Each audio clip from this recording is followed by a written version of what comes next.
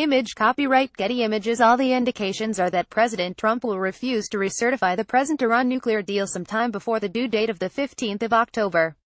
This would light a fuse that could potentially explode the agreement. It raises questions about how Iran will respond, and it creates huge diplomatic difficulties between the U.S. and many of its key European allies who wholeheartedly back the deal. The agreement, negotiated with Iran by the 5 permanent members of the UN Security Council together with Germany and the European Union, was reached in July 2015. Its aim was to ensure that Iran's nuclear program was entirely peaceful. The deal, known as the Joint Comprehensive Plan of Action (JCPOA), began to be implemented in January 2016. In return for the progressive lifting of a range of economic sanctions, Iran halted some of its activities and reduced others within strict limits, all open to verification by international inspectors. There are 4 crucial things to remember about the deal. It was not perfect. Forcing Iran to halt its nuclear activities altogether was not feasible. Many of the restrictions imposed by the JCPOA contained sunset clauses, which run out after a number of years.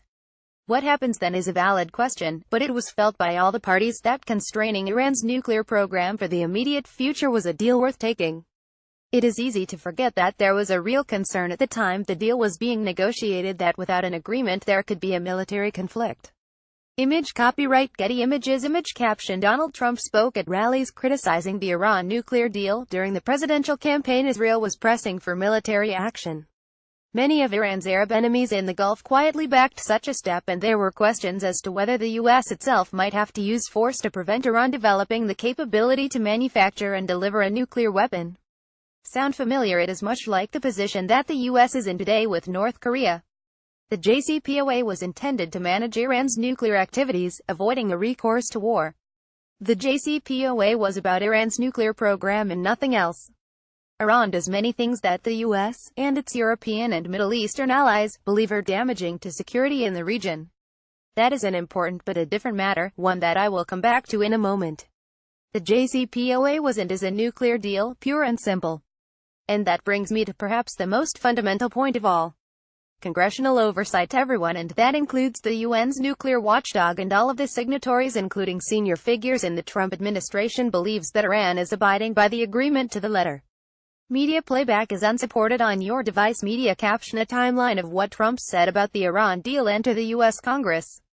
It wanted to have some oversight over the application of the JCPOA and brought in legislation, the Iran Nuclear Agreement Review Act (INARA), which requires the U.S. president to certify every 90 days not just that Iran is complying with the deal, but that the continued suspension of nuclear-related U.S. economic sanctions remains vital to the national security interests of the United States.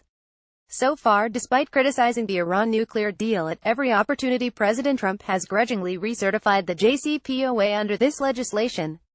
But now he looks set to change his mind.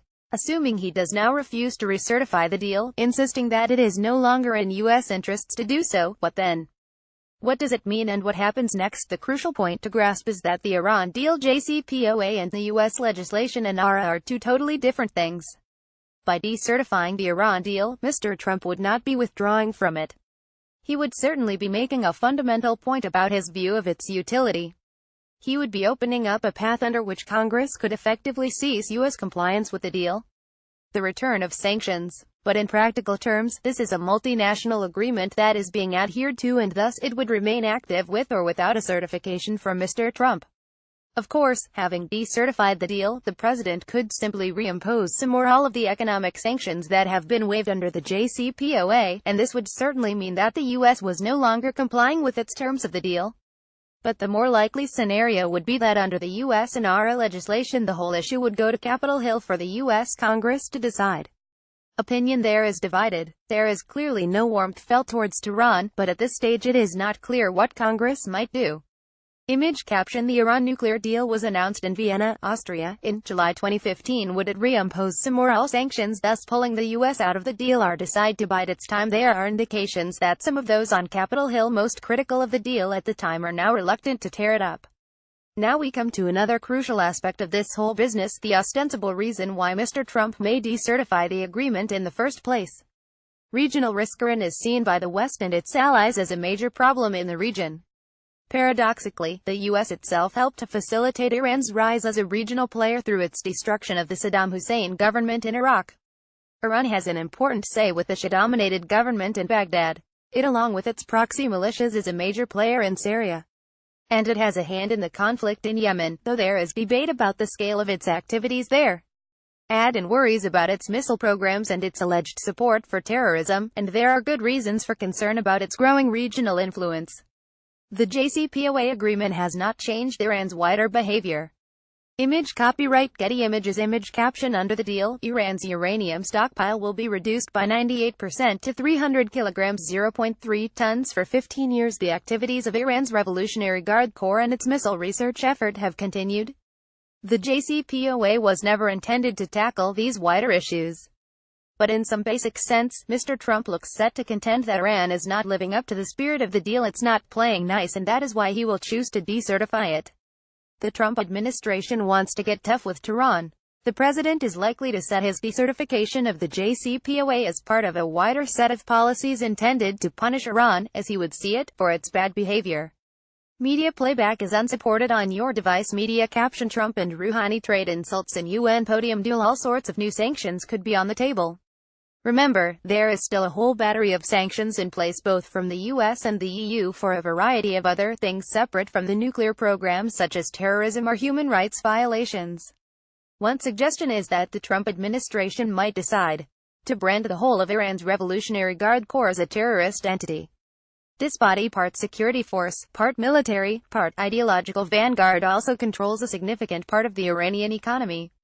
More sanctions here could cause problems not just for Iran, but between the US and those of its allies who want to open up trade with Tehran.